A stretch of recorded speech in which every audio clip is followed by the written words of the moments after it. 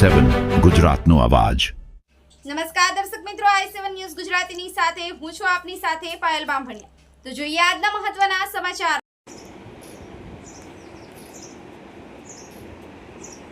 દાહોદ જિલ્લા કલેક્ટર તરીકેનો ચાર્જ સંભાળતા સુશ્રી સુરભી ગૌતમ।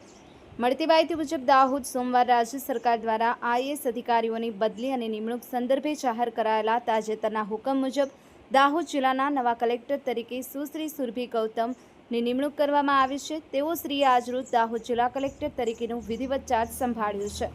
સુશ્રી સુરભી ગૌતમ અગાઉ વડોદરા નગરપાલિકાઓના પ્રાદેશિક કમિશનર તરીકે ફરજ બજાવી રહ્યા હતા। વહીવટી ક્ષેત્રેનો તેમનો અનુભવ અને શહેરી વિકાસ ક્ષેત્રેનું કાર્ય નોંધપાત્ર રહ્યું છે। રાજ્ય સરકાર દ્વારા હવે તેમને દાહોદ જિલ્લાના કલેક્ટર તરીકે મહત્વપૂર્ણ જવાબદારી સોંપવામાં આવી છે। દાહોદ જિલ્લો મહત્વાકાંક્ષી જિલ્લો હોવાથી બહુલ આદિવાસી અને વિકાસલક્ષી યોજનાઓ માટે અગત્યનો જિલ્લો ગણાય છે। જિલ્લા વહીવટી તંત્રના અધિકારીશ્રીઓ અને કર્મચારીઓએ નવા કલેક્ટર સુશ્રી સુરભી ગૌતમનું સ્વાગત કર્યું હતું। સુરભી ગૌતમના નેતૃત્વ હેઠળ જિલ્લામાં સુશાસન, જનસેવા અને વિકાસના કાર્યોને વધુ ગતિ મળશે તેવી આશા વ્યક્ત કરવામાં આવી રહી છે।